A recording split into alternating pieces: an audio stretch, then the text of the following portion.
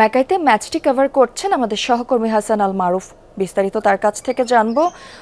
আসাদের সাথে সরাসরি যুক্ত হচ্ছেন তিনি। মারুফ, আবারও ব্যর্থ বাংলাদেশের টপ অর্ডার। এই মুহূর্তে উইকেটের আচরণ কেমন এবং ঘুরে দাঁড়ানো কি সম্ভব শান্তদের?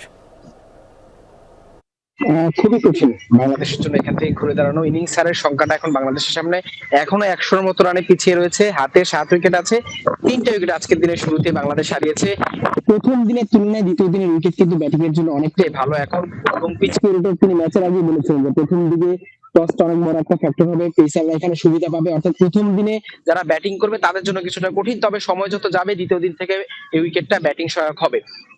সবশেষ তানজিদ তামিম 3 উইকেট দিয়ে এসেছেন। আসলে মিচেল স্টার্ক এই ইনিংসে আবারও বাংলাদেশের জন্য বাংলাদেশের বিপক্ষে দাপট দেখাচ্ছেন। এর আগের ইনিংসে তিনি 7 উইকেট নিয়েছিলেন।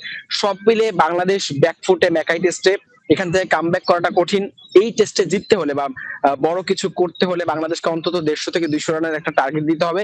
বাংলাদেশ এখনো 100 রানে পিছিয়ে। অর্থাৎ বাংলাদেশের সামনে বড় চ্যালেঞ্জ হচ্ছে সবার আগে ইনিংস হারটা এড়ানো, তারপরে যত বড় টার্গেট দিতে পারে বা রানটা যত বেশি করা যায় সেক্ষেত্রে তখন বোলারদের জন্য কতটা কাজটা কঠিন বা সহজ হয় সেটা তখন দেখার বিষয়।